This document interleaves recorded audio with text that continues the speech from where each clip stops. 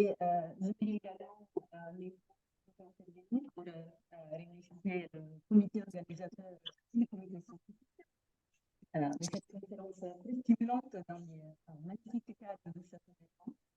Et je suis sincèrement honorée d'être là. Merci.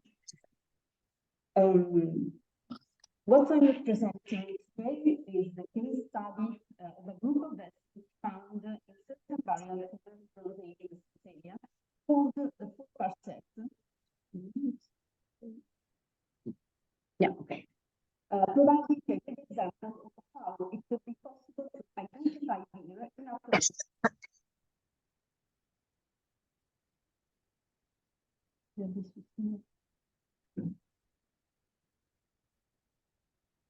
Vraiment désolé.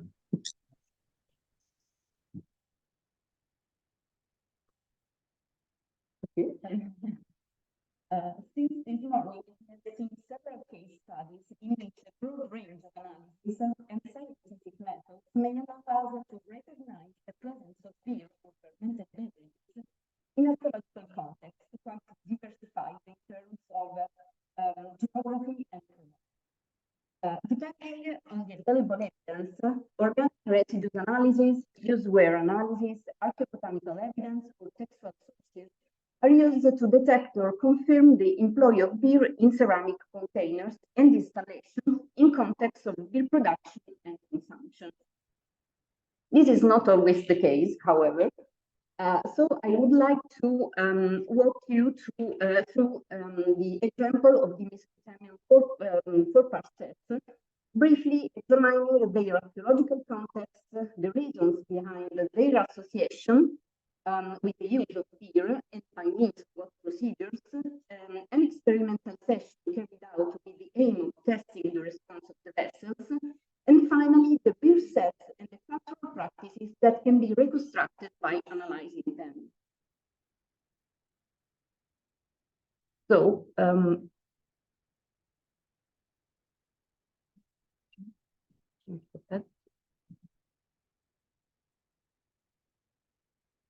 oui.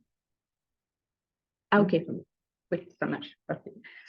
So this paper deals with pottery vessels that could be associated with some certainty with drinking practices in central and southern Mesopotamia, corresponding to modern Iraq, mainly in the second half of the third millennium BCE or early Bronze Age. A large number of pots coming from different archaeological contexts dated to this period are quite clearly intended for the consumption and serving of beverages. In many cases, their function is confirmed by their nature as open or serving forms, as is the case for beakers, bowls, cups, spouted jars, and so on. The use of specific vessels in drinking activities is also documented by visual representations on different media. Several banquet scenes show people drinking some beverages, holding a conical bowl or a beaker, or sipping liquids through long straws from a single large jar. These apparently clear images offer, however, just a partial and crystallized picture of social gatherings and the drinking practices associated with them. Likewise, only in a few and self-evident cases, as is the case for the representation of a jar with long straws, is possible to suggest or identify the specific drink consumed in the depicted containers. A close examination of the function and functioning of the vessels related to the production or consumption of beverages and their archaeological context may allow us to go deeper into the identification of the consumed drink, especially when technical analyses are proving impossible. And a functional analysis may also outline the kind of cultural practice or practices behind a given type of recurring communal events. So for some of the vessels from central and southern Mesopotamia, it has been possible to suggest a function of serving and consumption of a specific drink, namely beer, in close relation to the funerary sphere. One of the best examples of third millennium drinking paraphernalia is a group of vessels known in the scientific literature as the four-parcets. The expression has been introduced for the first time by Nicholas Bosgate in the preliminary report of the excavation at the site of Abu Salabik in central Iraq. It refers to a group of vessels, apparently connected in terms of function, found among the grave goods of some intramural graves of the main mound buildings. The set is composed of a colander and, or a conical bowl with a pierced base, a perforated cylindrical stand, a small beaker, and a deep bowl or vat. These vessels have mostly been found in situ, often one inside another, as part of graves funerary equipment. And it is important to underline, even at this stage, that the 4-part set exists as a full-sized vessels, but also in a small-sized version, not miniature, I mean really small size. The archaeological site of Abu Salabik has provided most of the full-sized sets retrieved so far, but quite identical pottery groups, also in the small-sized version, were part of burial inventories at different sites of the Amrine region and central southern Mesopotamia. The graves containing the sets were identified at the sites marked in red on the map with their ancient names when they are known, otherwise with the modern ones. So from south to north, we have the sites of Abu Salabik, Tel al-Deilam, ancient Dilbat, Tel Ingara, ancient Kish, and Tamadur and Terrazuk in the Amrine region, the sites to the northeast. The 4-part set has also been found at Tel Hariri, the ancient city of Mari, on the Middle Euphrates in modern Syria, which is the westernmost site in the map. However, as we will see in a moment, the city of Mari seems to represent an exception to the exclusive presence of the 4-part set in a funerary context.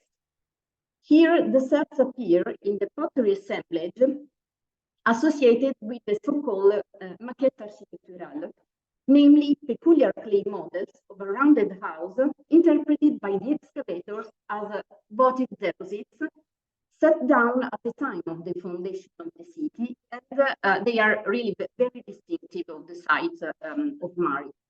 As to the chronology, the burials containing a 4-part set have been dated based on stratigraphic information and pottery analysis to the early dynastic pre and early Akkadian periods in terms of traditional Mesopotamian chronology, corresponding to the period between 2600 and 2200 BCE. Within the pottery assemblages of some graves of the mentioned sites and the maquette of Mari, the 4-part set is often associated with an unusual pottery type. A high-footed stand with a pointing down spout in the upper part and provided with a simple low rim. A more elaborated version, usually full-sized, shows 3 strap handles attached to the rim, folding into the center of the vessel. In the small-sized version, the handles are usually replaced by 3 clay bulges projecting from the rim sleeve and serving the same purpose. The small-sized specimens of this receptacle have often been illustrated or photographed upside down and interpreted as deep bowls or lamps. However, the discovery in situ of the grave equipment in burial 12 at Terrazuk clearly shows the function of the spouted stand. A jar with a drain hole at its lower body was found resting on the stand so that the liquid contents could easily flow through the stand spout in a dirt vessel below.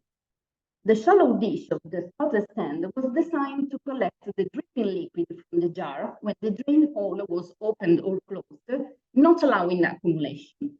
This is the reason why an interpretation of this shape as a liquid container or a lamp can be ruled out. On the other hand, the functional connection of the spouted stand with a pierced base jar may be seen as evidence of a 2-part set since the association of these two vessels seems to be recurrent. So the spouted stand and the pierced base jar.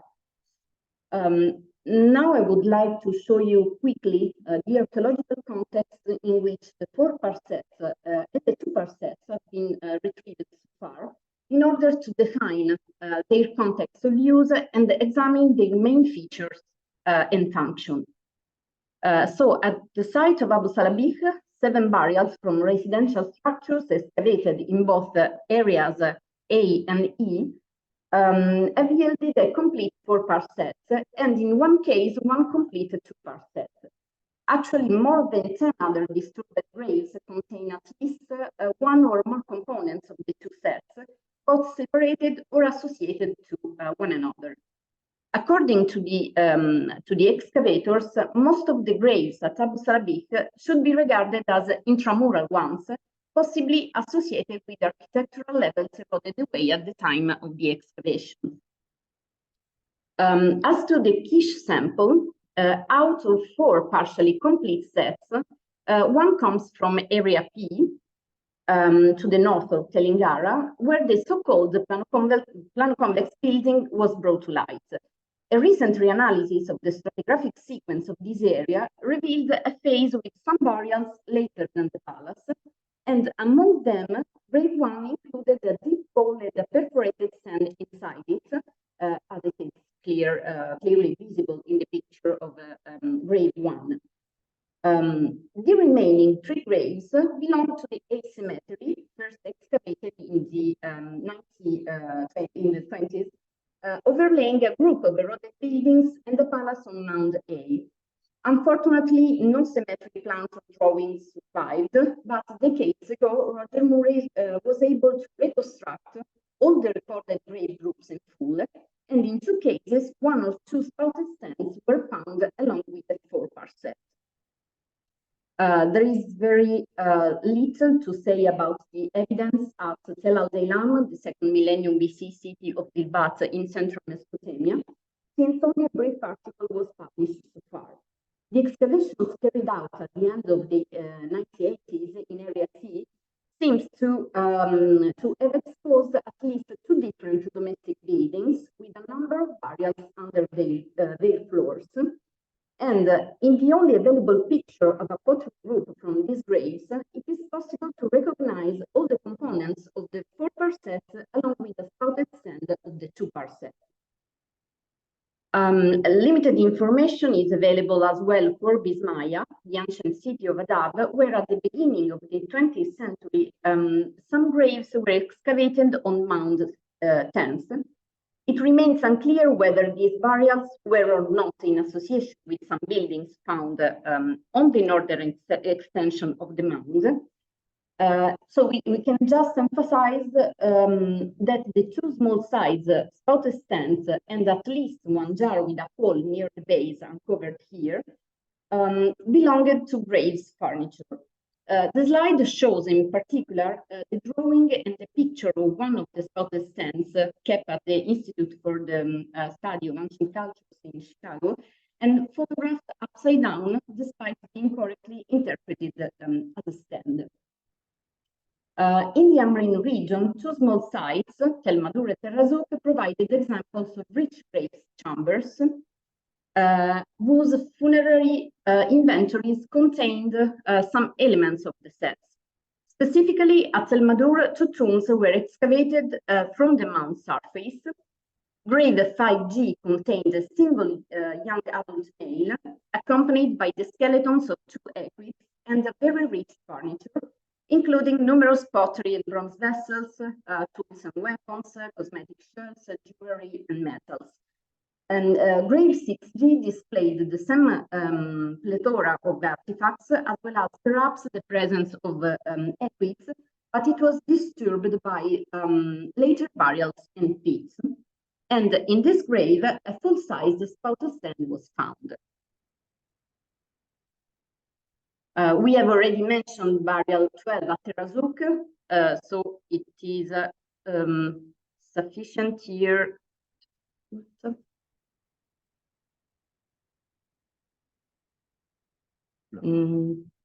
Sorry. Okay, it's okay. It is sufficient here to point out the presence in this grave of two equids, a fair amount of pottery vessels, copper tools and weapons, just like at El Madur.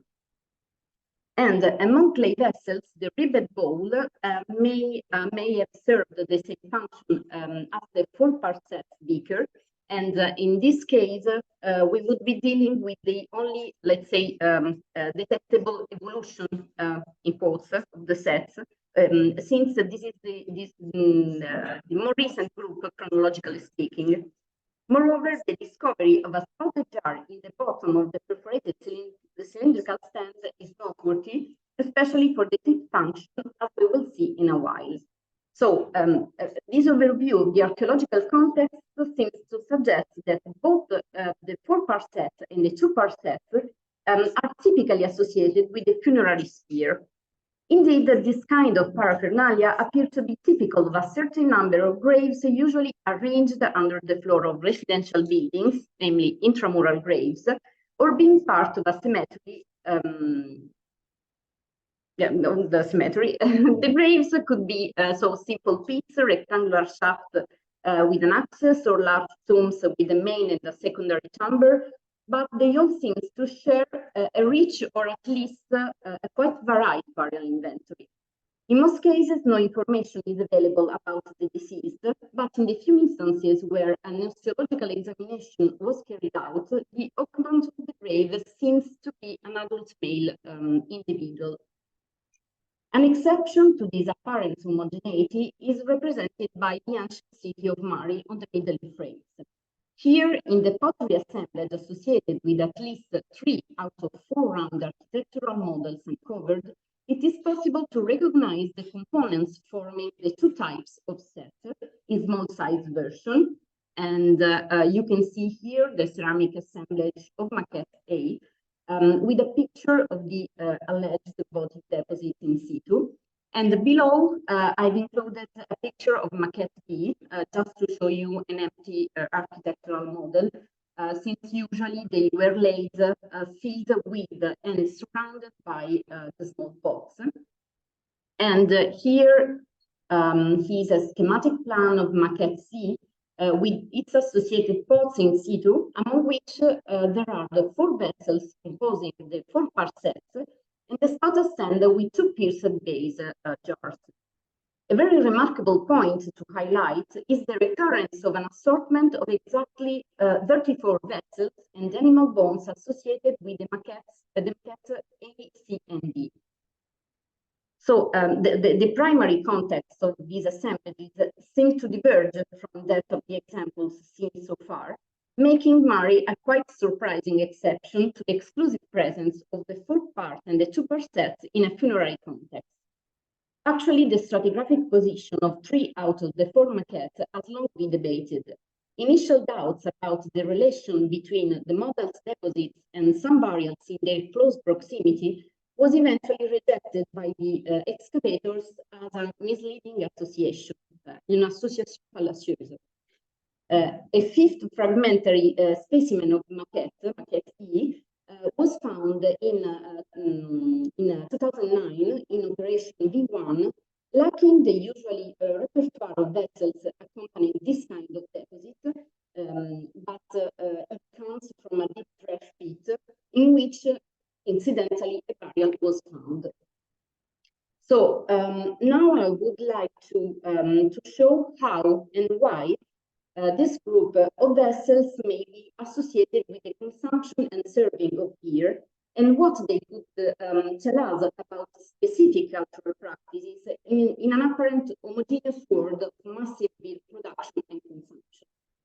Further details about the archaeological context and, let's say, a preliminary study on the beer sets we are talking about can be found in an article published in 2020. But I have included this article in the slide since the association of the 4-part set with beer was already invoked by a few scholars years ago. However, recently, Nicholas Postgate, director of the Abu Salamik excavations in the 80s, namely the sites that yielded most of the sets, published an article in which he defines the 4-part set as a washing system, a hand washing arrangement, and a washing set. So in his interpretation, the beaker represents, I'm quoting him, a soap dish. And a first functional analysis of the 4-part set, along with the study of the vessel's mutual position when found in a primary and non-disturbed context, strongly suggests how both sets worked. In the case of the 4-part set, some sort of relatively liquid food or beverage was poured into the sieve bowl set up on the perforated cylindrical stand. And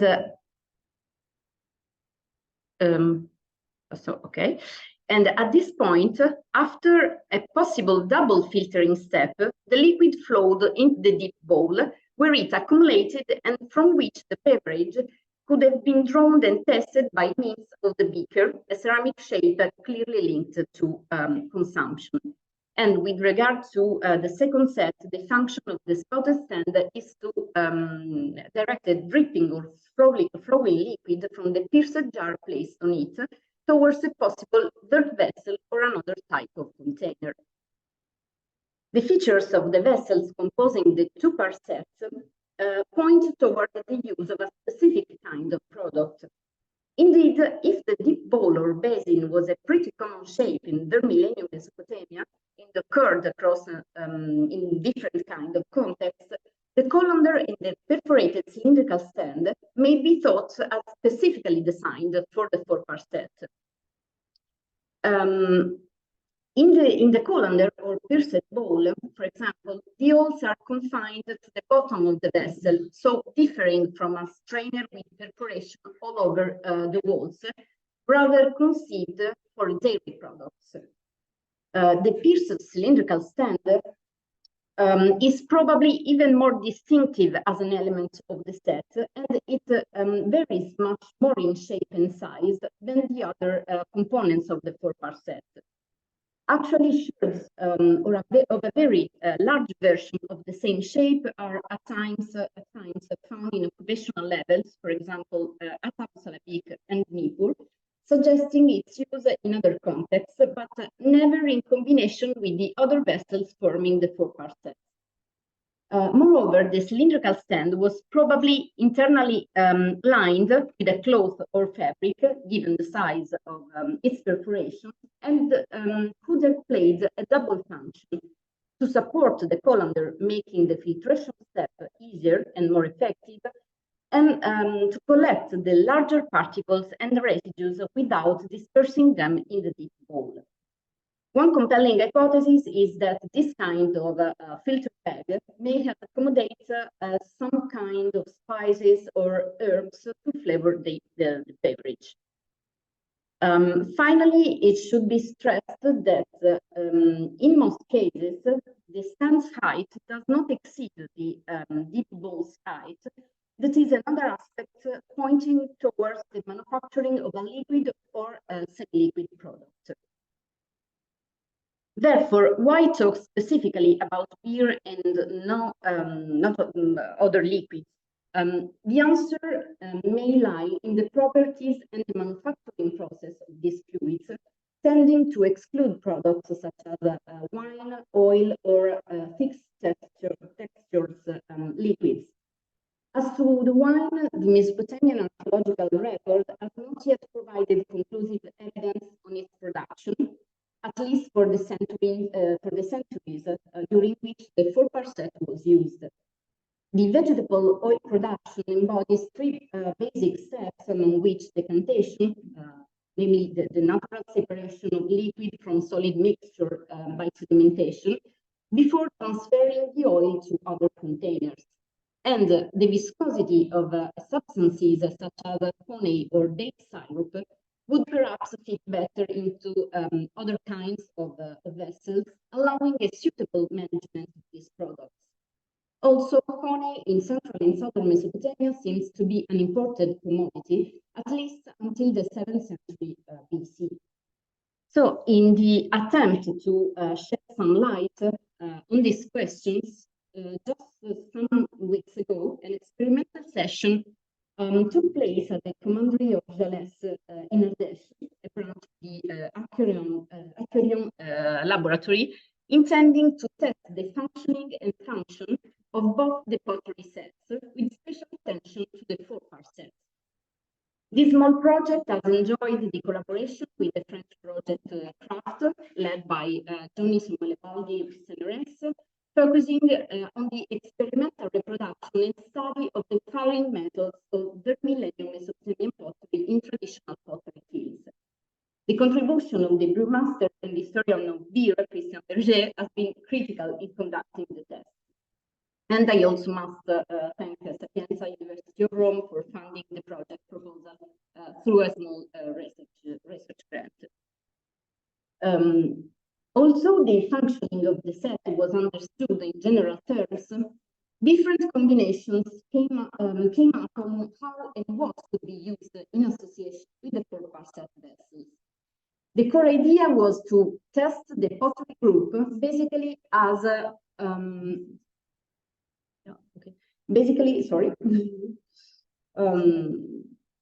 as a beer making equipment, starting from the first step of processing beer, the mashing, or as a flavoring beer system as the last step before serving the beverage. The different possibilities ultimately rely on 2 specific containers. Indeed, setting aside the small beakers and the collector vat, whose function is quite evident, or at least it should be, we have just seen, that the main actors of processing ingredients are the colander and the perforated cylindrical stand. They could have been used in conjunction with one another, or have worked separately, affecting the results of the whole process of making or flavoring beer. Probably the end of the afternoon is not the ideal time for a detailed description, so I'm going straight to present some interesting results from the different tests we made, starting from the hypothesis of the 4-part set as a beer-making equipment. So we started off by putting layers of a given amount of crushed malt into the perforated cylindrical stand, adding a little at a time hot water in order to allow the malt to soak thoroughly. Despite the escape of a very small quantity of chopped grains from the lower part of the stand, the content has been sitting inside the cylinder without any significant leakage through the holes. For this initial test, we only used the pierced bowl to homogeneously spread the water on the malt. But clear hot water actually went pretty straight and too quickly through the holes of the colander, basically spilling over into the vat. What we obtained was a very light fluid, quite similar to water in terms of density, meaning that there was no real mixing between the malt and the water, not even allowing a minimum saccharification. And we also ran 2 major problems. The first one, due to the large diameter of the collector vat, the level of hot water that flowed into the basin didn't reach the level of the malt inside the cylinder, preventing, in fact, a physical contact between malt and water, as you can see in the central image below. Finally, keeping a high temperature has proved to be really challenging, and even pouring boiling water directly into the cylinder or into the water, or even using the pierced bowl, the temperature dropped by more than 15 degrees Celsius in a short time, maybe 5 minutes, showing a significant difference between the inside of the perforated stand and the liquid in the vat. A high temperature, no less than about 64 degrees Celsius, if I'm not wrong, is required to provide a good saccharification. So we went through several empirical tests, trying, for example, to apply light pressure on the soaked malt inside the stand with a wooden rolling pin, or closing the lower part of this cylinder with a jute fabric, so that we could raise and lower the filled pottery stand in the liquid into the bath. And initially, everything seemed to work, but the issues of temperature, a difference in height between the level of the malt and the level of the water remain. Moreover, once we got the malt out, we soon realized that it remained partly dried, and the dried portion was surprisingly the portion of the malt standing in the lower part of the stand. I mean, that one soaking longer into in the water. Here is another test involving this time the use of the colander as a malt container, and as expected, the bowl was immediately clogged by the chopped grains, but this actually allowed the malt to remain immersed in hot water. And at this point, we waited for a possible very slow dripping of the wort inside the cylinder stand. However, nothing changed as time passed, so this hypothesis was ruled out. And despite the different combinations in the use of the colander and the perforated stand, hypotheses already put forward by McGuire-Gibson with other scholars in the 80s for the 4-part set of Terrazook was the presence of a cloth lining the inner walls of the cylinder, probably containing some sort of aromatics. We expanded the range of the possible ingredients added or used for flavoring or sweetening beer, testing the response of both the perforated stand and the colander. In this case, Caroline Douchet from the University of Oxford provided us information about the main plants existing in the early Bronze Age, based on the archaeobotanical findings at the Mesopotamian archaeological sites. Some fruits, such as grapes, grape, dates, and dried figs, have been used directly into the sieve bowl to test their potential as sweeteners and or acidulants, and their pH has been registered. But this has been primarily done to check once again the response of the pottery vessel to various functions. As to the perforated cylindrical stand, a first test has been carried out using a narrow mesh-lined linen cloth characterized by the same length as the stand, so that it could touch the base of the collector vat, helping to release the flavor of spices and herbs placed inside. Due to its strong aroma, cumin seeds were inserted into the linen bag and used to flavor an already fermented beer. The result was actually quite disappointing, since the tightly woven fabric prevented the aroma release, also in the case of a strong flavor. This might highlight the effectiveness of the perforated stand and isolate its contents, as in the case of the crushed malt. However, we obtain a much better result using the jute fabric with a larger mesh size in association with the dried mellow. The dried mellow indeed seems to be able to release its flavor and color also in a cold liquid, thanks to its flowers. The outcome was the light purple colored beverage showed in the image to the right. The experimental session actually produced more questions than answers, since we have dealt with this with many different aspects that could not be considered studying on bidimensional drawings. In the article of 2020, I suggested based on a functional analysis of the pottery vessels, that at least the 4% should be linked with the employ of beer. There is no reason to associate a technically complex group of containers with a washing system or hand washing arrangement. But I was probably wrong in defining the set as a beer making set, since it appears rather as a beer flavoring and beer consumption equipment. The main function of this set appears to be filtering and flavoring, as also demonstrated by the experimental experience. It is highly possible that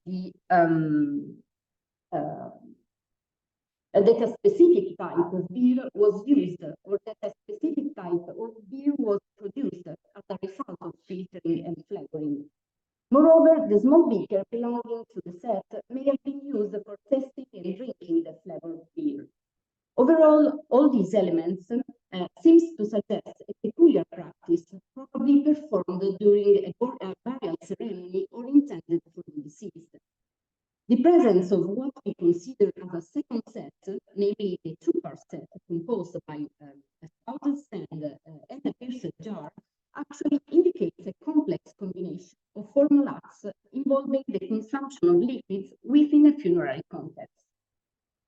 The fourth set, which stands out for its filtering function, could be considered as a beer consumption equipment, since the beverage devoted to a specific moment of the burial ceremony had to be processed through it before to be consumed. The resulting drink was possibly tasted or shared by more people, passing the beaker from hand to hand, or was otherwise reserved to the deceased. On the other hand, the two-part set could represent a drink serving set, whose key function is precisely that of serving a raw beverage or an already processed liquid from a pierced jar to a possible vessel or to another type of container by means of the spouted stand.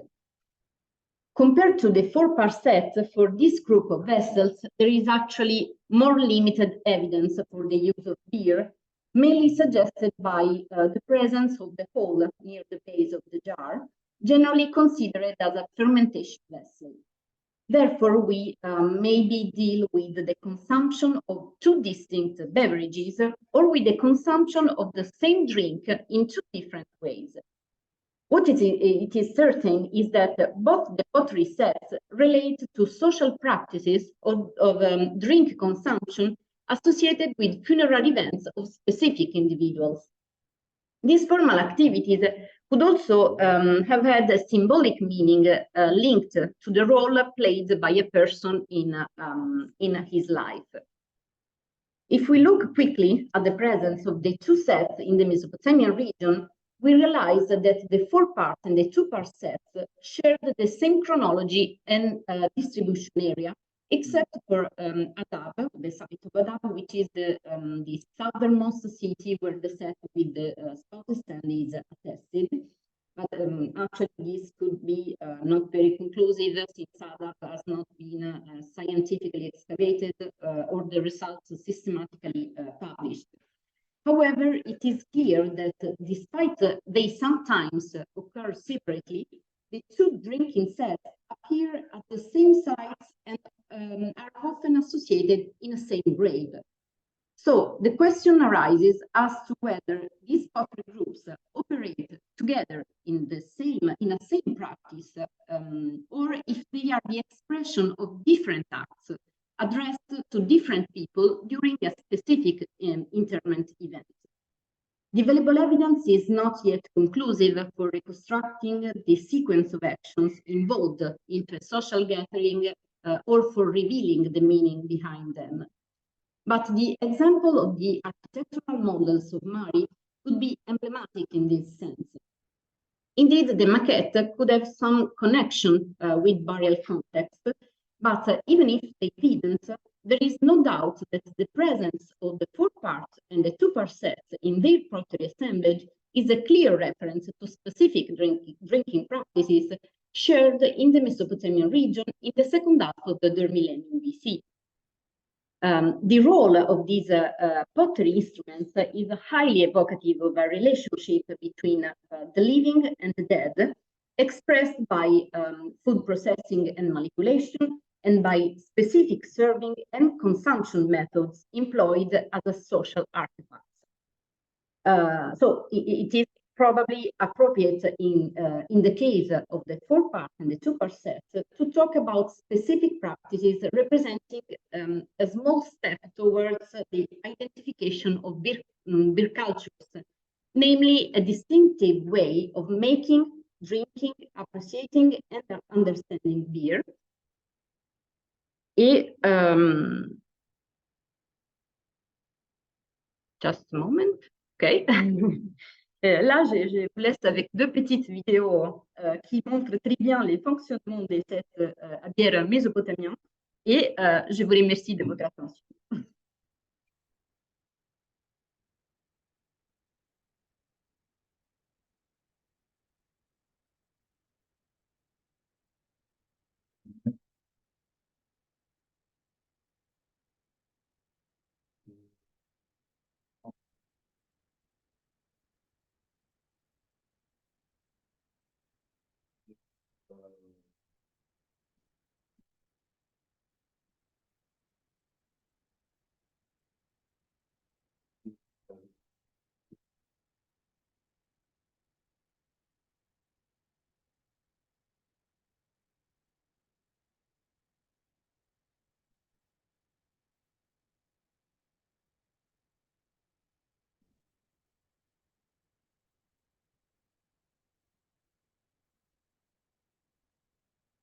Oui, oui.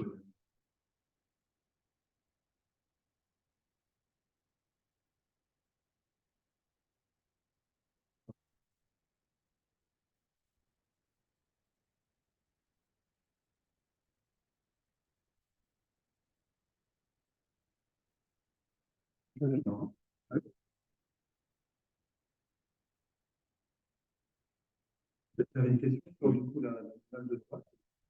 Le récipient qui est prévu pour soutenir la jarre Oui. est creux. Donc, Oui, il n'y a aucun oui, oui, contact oui. Dans le Oui, il est percé dans les fonds, mais là, oui, il y a plusieurs interprétations et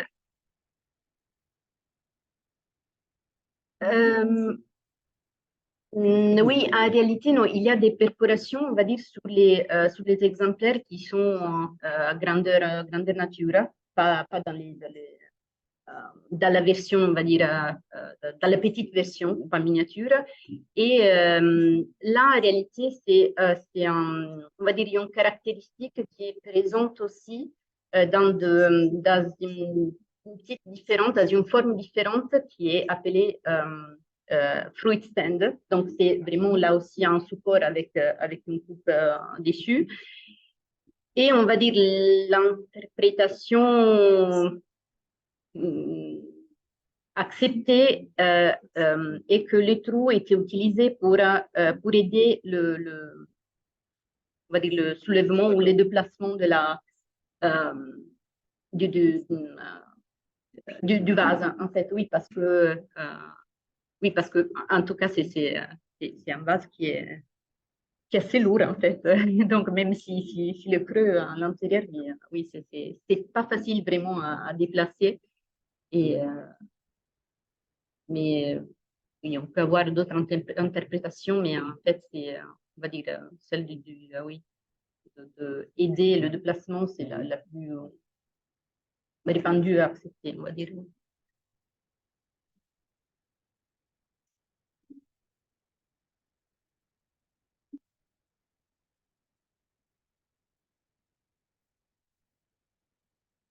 Oui, ah oui.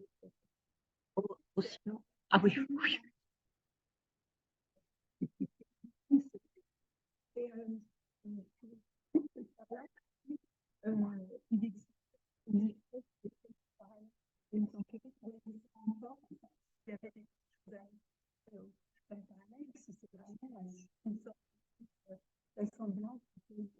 Alors là, on a des formes, comme par exemple le bassin, on va dire le bol profond, qui est Ah, le volume, c'est là, on l'a calculé, on est, oui, un peu moins peut-être, oui, parce que oui. Oui, c'est sur 25, oui. Oui, ça dépend en fait des exemplaires parce que c'est pas vraiment, on va dire, un set qui est ou de formes des vases qui sont standardisées. Donc, ça varie beaucoup, mais oui, on va dire qu'en moyenne, oui, c'est sur 20-25 litres. Oui, oui. Et oui, le fait, parce que c'est pas vraiment une grande quantité, on va dire. Et le fait qu'il y a un seul gobelet, ça pourrait, je ne sais pas, mais ce sont vraiment des hypothèses, ça pourrait faire penser que, je ne sais pas, c'était une boisson dédiée aux défunts ou qui c'était vraiment quelque chose qui était conçu, oui, pour le participant, on va dire, de la cérémonie, oui, ou de l'événement. Mais là, bien évidemment, on n'a aucun indice, en fait, donc, pour... c'est environ dans les cultures environnement, il y a vraiment bien de parade. Pas à ma connaissance, mais en réalité, c'est déjà, on va dire, c'est déjà bizarre que dans la Mésopotamie du Sud, il y a de différences, parce que là, par exemple, on a ce set-là ont été retrouvés que dans des sites spécifiques, dans une région spécifique et pas, parce qu'on va dire, on a au moins au troisième millénaire, on n'a pas vraiment des grosses différences régionales, au moins on va dire, dans la région, dans la Mésopotamie du Sud. Et là, c'est quelque chose qui est plutôt, on va dire, frappante parce que, oui, et c'est pour ça que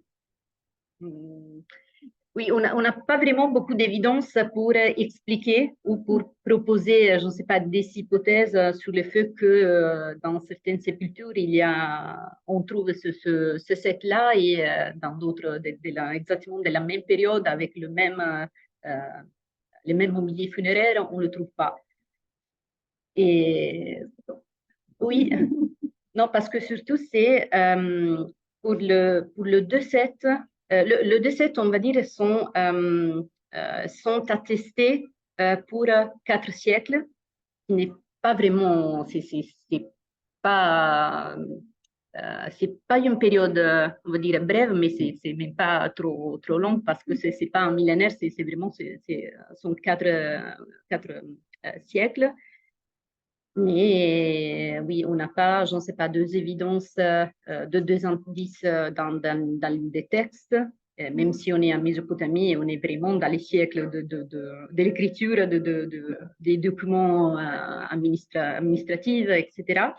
Et on n'a pas des évidences dans les représentations, je ne sais pas, sur les empreintes des sceaux ou de plaques, etc. Donc, c'est... Oui, et en général, on a, pour toute la Mésopotamie, on a que un peu plus peut-être d'une vingtaine d'exemplaires. Donc, c'est, oui, oui,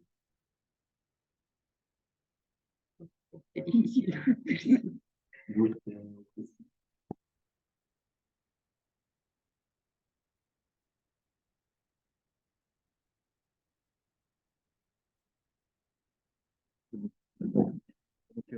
merci beaucoup parce que vous avez donné une question cet objet. Ça a attiré ma curiosité de ces questions dans le passage. J'ai savoir les pièces que vous avez retrouvées.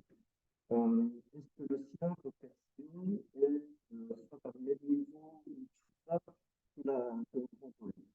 Oui, alors en général, on va dire, j'ai déjà, oui, on n'a pas, on va dire, des dimensions standardisées, mais généralement, c'est au même niveau, on va dire, ou on peut oui, un peu en dessous.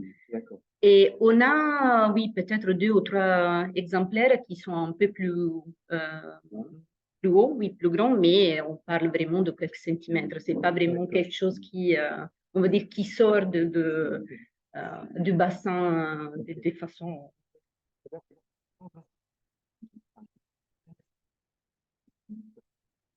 En mettant des erreurs à la Oui. moi, quand je vois un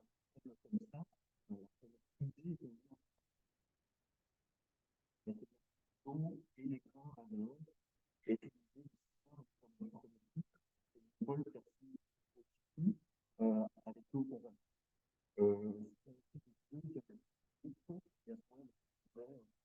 Pour permettre à un peu comme donc, ça permet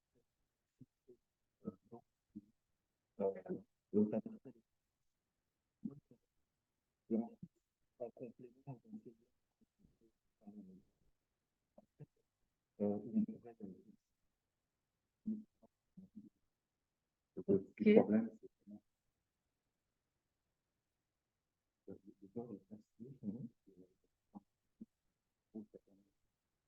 Oui, voilà.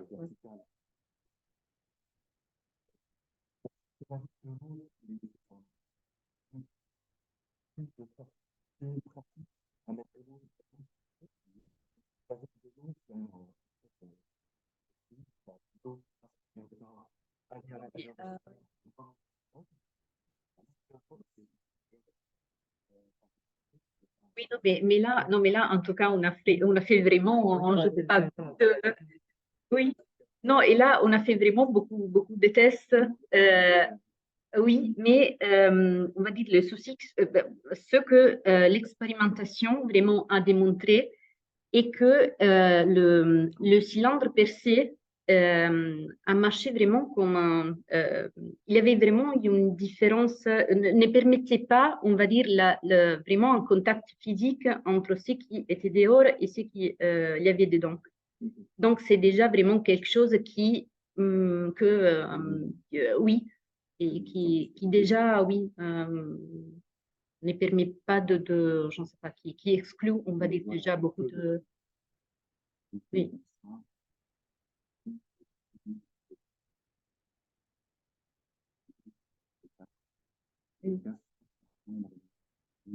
Oui.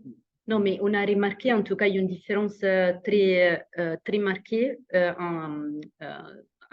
sur le niveau, on va dire, température entre l'intérieur et l'extérieur. Et aussi, là, vraiment, une fois, bon, on a fait vraiment beaucoup de tests aussi, je ne sais pas, en changeant, on va dire, la position du tissu à l'intérieur.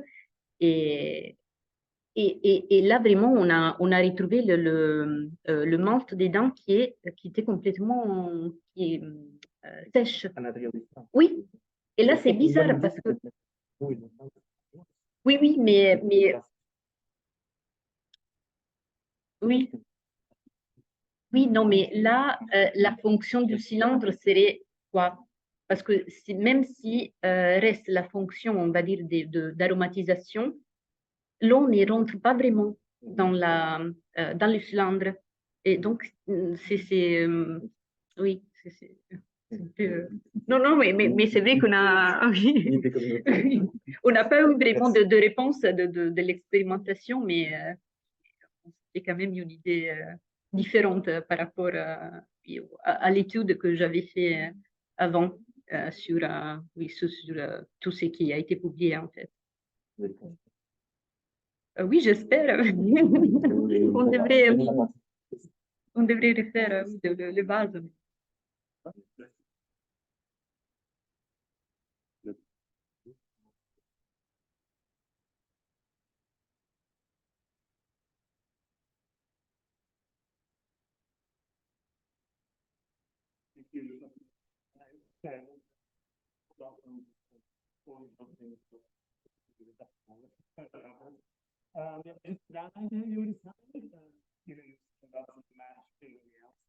Mm-hmm. They do nothing like that in Nigeria. So they have a matching outside the back. And then the important thing in terms of say is they have that. And it takes like several days for the liquid to I mean they leave, they have the capacity.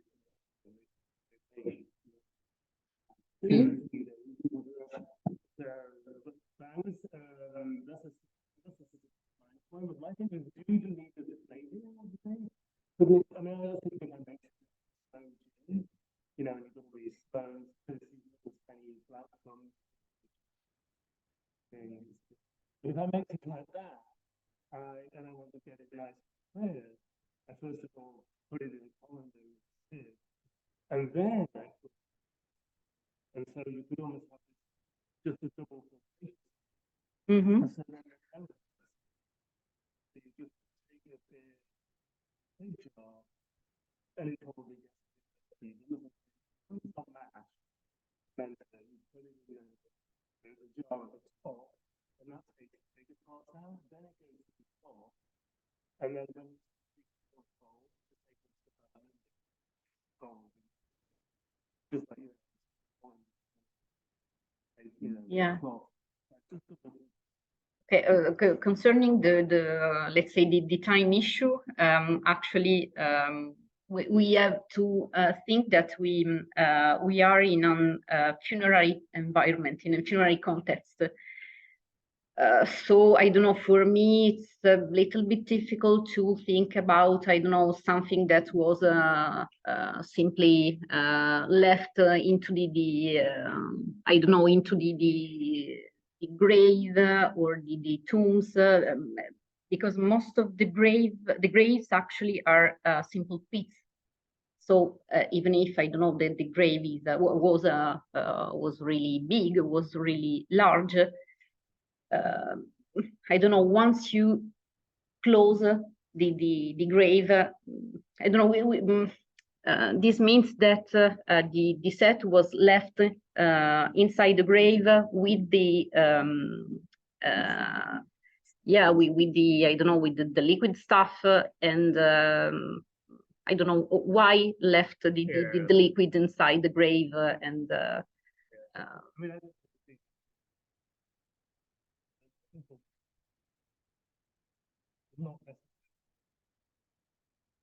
yeah, maybe it was actually one of the hypotheses put forward by Christian. Because I think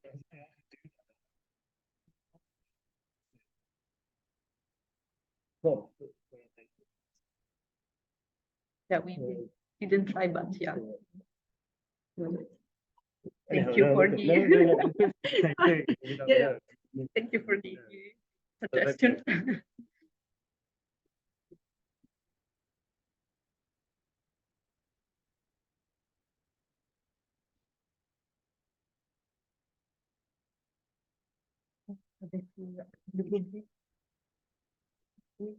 je voudrais continuer un peu dans et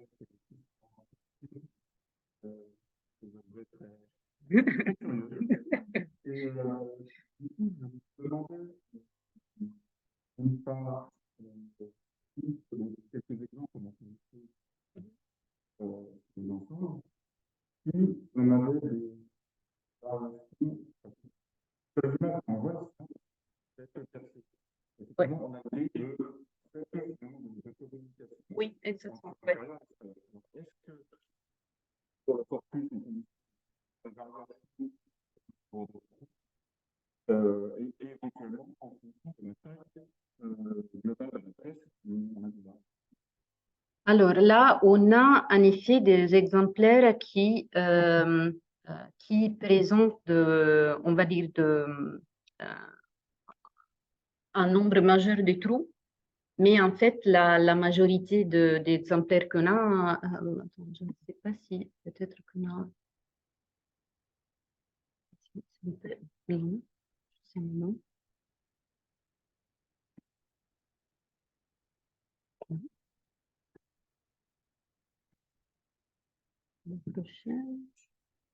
Oui, là, par exemple, dans les dessins, oui, on a quand même un cylindre avec très peu de perforations, des trous.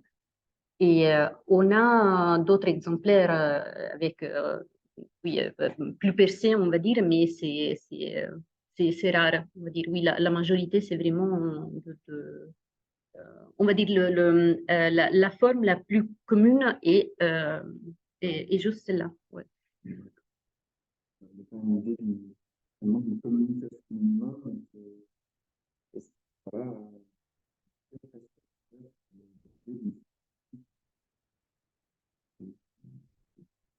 Oui, parce que là aussi, parce que oui, filtration ou aromatisation, parce que là, moi aussi, au tout début, j'avais pensé, avant de l'expérimentation, j'avais pensé à une double étape de filtration.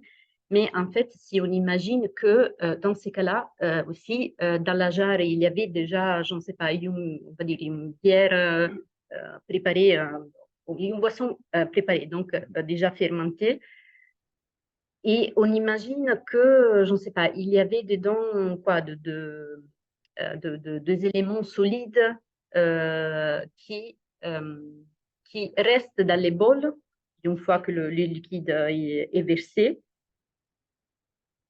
Mais après, on doit, je vais dire, la fonction du cylindre, c'est de retenir des éléments solides qui ne sont pas vraiment larges.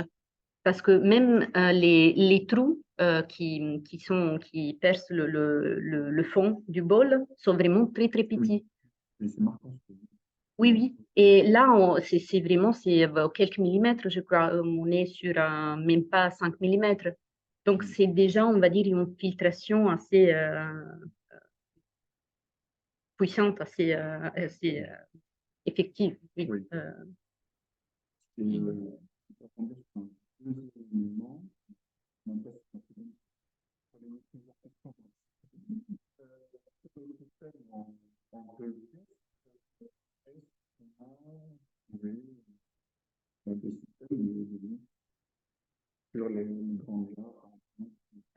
Bouchon on va dire de l'embouchure ou du bas. Non. Non, mais là, c'est sûr qu'on a affaire avec, je ne sais pas, quelque chose d'organique, oui, oui.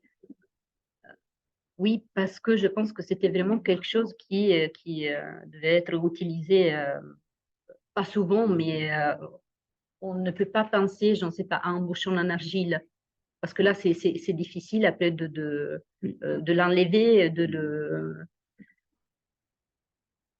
Oui. Oui.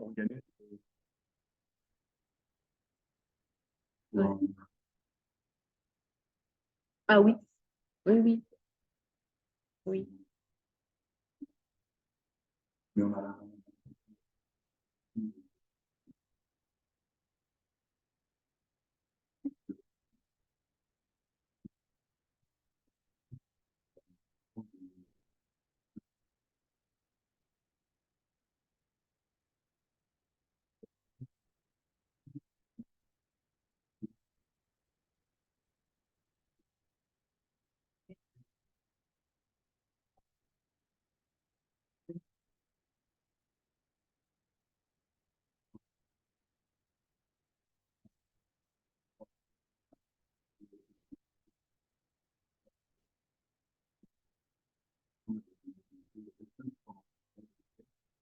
Mais là, déjà, on a affaire avec quelque chose, oui, de différent parce qu'en fait, là, on est au 3e millénaire, on a ce type de jarre avec le trou qui est à côté de la base, on peut dire. C'est pas vraiment un trou dans les fonds.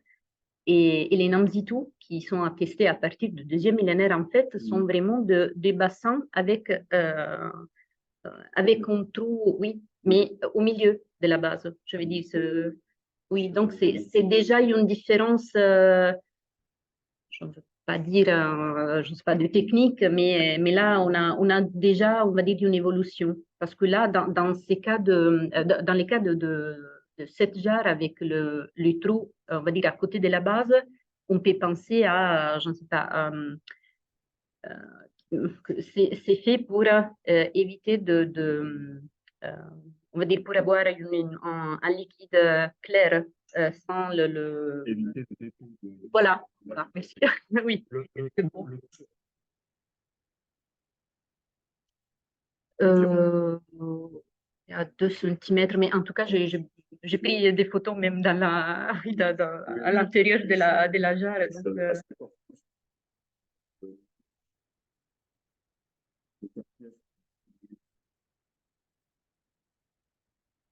Oui. Donc, décale effectivement les lycées qu'on appelle Oui. l'éduquer, effectivement. Non, et là, par exemple, oui, on a, oui, oui, parce que dans les cas, en réalité, si on regarde la petite jarre, on va dire le 2% dans la... Ah oui, oui, voilà, dans ces cas-là, qui est, on va dire, la version... Ah, ok, aussi. Et... Ah, ok, merci. Ok. Dans ces cas-là, dans les cas, on va dire, de la version plus petite du set, en effet, les trous semblent être vraiment près de la base. Et, ben, on va dire pas près de la base, mais vraiment dans les fonds. Mais là, on a affaire avec, justement, avec un exemplaire petit que peut-être, je ne vais pas utiliser le mot symbolique, mais bon, peut-être que ce sont des exemplaires qui ne sont pas fonctionnels. Ce que je veux dire, oui. Oui, ben, oui, c'est pas vraiment miniature parce que, je ne sais pas, pour moi, miniature, c'est vraiment quelque chose voilà, qui n'est pas fonctionnel, qui, je ne sais pas, avec une hauteur peut-être de 5 cm. Là, on a quand même des exemplaires de 10, 15, on va dire quelque chose comme ça. Que moi, je ne l'appelle pas miniature, mais c'est pas vraiment. Oui, c'est un peu. Oui, voilà, mais c'est. Oui, oui. Oui. Oui. Oui. On va dire symbolique dans le sens qu'il y a quelque chose qui rappelle. Oui, oui, voilà, c'est ça. Oui. Ou quelque chose. Oui. Oui. Là, c'est quelque chose qui rappelle une pratique qui était bien évidemment déjà en place, qui était, je sais pas, mise en place, Oui, en fait, oui, déjà. Oui, oui, c'est ça. Il s'agit de variantes parce qu'en fait, je pense que c'est la raison pour laquelle ce type de pratique n'est pas vraiment répandu dans toute la Mésopotamie du Sud, mais que dans des sites. Bah oui, parce qu'en fait, on peut penser aussi que, je ne sais pas, c'est un peu, on va dire, un hasard archéologique, dans le sens que, je ne sais pas, dans d'autres sites, on n'a pas fouillé des sépultures, donc c'est la raison pour laquelle on n'a pas trouvé de... Mais en fait, non, parce que, on va dire, l'un peut-être le site les plus connus de la Mésopotamie, c'est Our, qui a été fouillé par Leonard Bulley en début de 20e siècle. Et là, il a fouillé quelque chose comme 2000 sépultures de la même période, pas toute on va dire pas 2000 sépultures de la deuxième moitié du troisième millénaire, mais il a fouillé quand même je sais pas, de centaines. Donc, pourquoi dans un contexte vraiment, je pense que c'est la nécropole vraiment la plus connue du Proche-Orient, parce qu'il a donné beaucoup Oui, voilà. Et là, on a vraiment le moindre indice, on va dire. Oui, oui, c'est complètement absent. Tandis que, je ne sais pas, après 100 km, pas, on commence, oui, à Dab, et je sais pas, là, bon, mais oui, voilà, c'est plutôt, on va dire, c'est vraiment concentré. Ce sont des sites qui sont dans une région spécifique. Et après, on a Marie qui est, là, vraiment, c'est un cas. Oui, oui.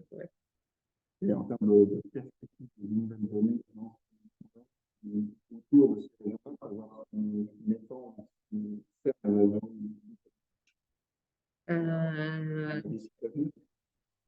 Bah, je ne sais pas, j'espère, mais c'est pas prévu pour l'instant, mais oui. Qui sait? Ah oui, non, la gâche, je pense que on est encore trop, c'est trop au sud, oui. on va dire que c'est une région de l'Irak qui n'est pas encore, on va dire, prête pour être explorée oui, de façon systématique, mais qui sait. Ok, merci beaucoup. Merci. J'avais justement une hypothèse sur les interroges. Vu que les diamètres du cube sont à peu près similaires aussi, le dessus au dessus du cube est sur le même diamètre, et que c'est quasiment le même diamètre que le fond du granvase, le granvase, on ne peut pas le poser dessus. Et du coup, faire une espèce de, je sais pas, des traces de cuisson sur les parois de ce tube, parce que ça appelle bière et qui permettrait quand même une condition lente, assez maîtrisée, protégée du vent, etc., pour avoir une cuisson peut-être régulée. Rien. On rajouterait, on va alimenter, c'est pas compliqué, mais est-ce que le diamètre permettrait, voilà, d'avoir des braises en bas, dégager de la chaleur et de chauffer quelque chose dans le gros récipient? Alors, le récipient sur le tube, oui, c'est très oui. fragile, c'est pas très stable. Oui, mais Et puis le poil, oui. Oui. Et le tourelle.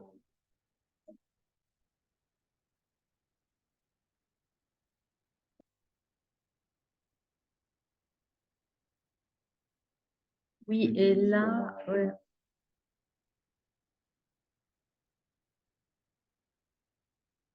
À l'extérieur, non, en fait, tu utilises le tube comme chalumeau pour accélérer la combustion, parce que les animaux comme c'est la préhistoire, des choses comme ça, qui existent, en céramique, et qui permettent de chauffer à de très grosses températures. On a une activation. Non, dans le gros. Oui, non, mais là, en tout cas, dans les publications, il n'y a vraiment aucune mention, oui, oui, les soucis. Non, pas du tout. Ah oui.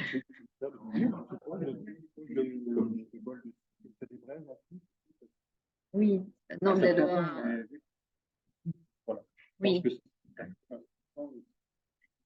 Pas de mention, on va dire, de traces de feu dans les publications. Et là, le vrai souci est que